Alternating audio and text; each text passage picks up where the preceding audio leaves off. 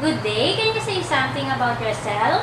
Hello, ma'am. I am Jolly Ann Mendoza, 27 years old, and I live in Madela, Quirino. I have one child, and he is 2 years old. I am separated with my husband 6 years ago. Okay, tell me about your working experience. I have a working experience in Macau for almost 2 years. I took care of two little lovely children aging 9 years old and 12 years old. They are 4 in their house. Okay, were you the only helper at home? Yes, ma'am. How big is your employer's house? 2 stories, ma'am. 4 bedrooms. Okay. Do you have any allergies? No, ma'am. Do you know how to take care of a newly born baby? Yes, ma'am. In what ways? I will carry the baby if he is crying. I will feed him. I will change the diaper. I will give comfort and take a bath. Okay. Do you know how to sing a simple children's song? Yes, ma'am. Can you sing one? Twinkle, twinkle, little star, how I wonder what you are. Up above the world so wide, like a diamond in the sky. Okay. How would you handle a naughty children?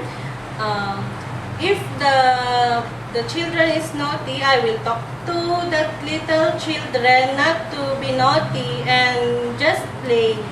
Okay. Are you willing to take care an aged person or a bedridden person? Yes, ma'am. Okay. Most of the employers speak Cantonese. Are you willing to learn their language? Yes, ma'am. Why? To communicate with them easily. Most in Hong Kong, the maids do the marketing. So are you willing to do it? Yes, ma'am. Do you know how to cook? Yes, ma'am. What kind of food do you I cook? cook Filipino food and I learned some Chinese cook in Macau like man food, fried rice, noodles, and soup. Okay. Can you operate electrical appliances? Yes, ma'am. Like?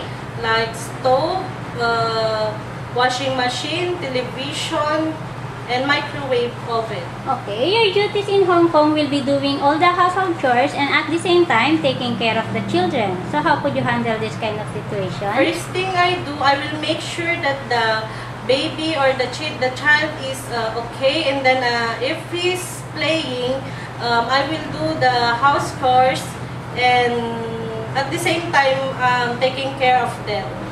In case you found something like money inside the pocket while washing your employer's clothes, or you found jewelry while cleaning the house, what will you do?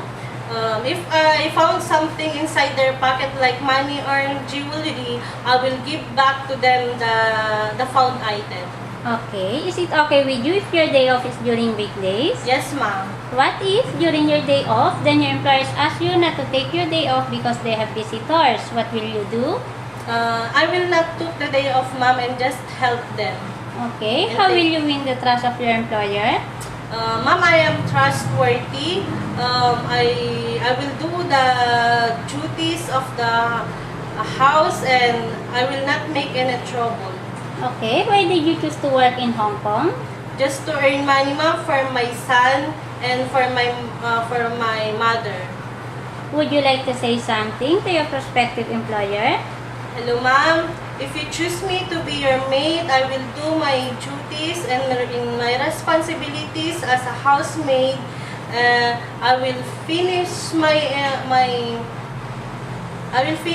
contract without making any trouble and damage in your house.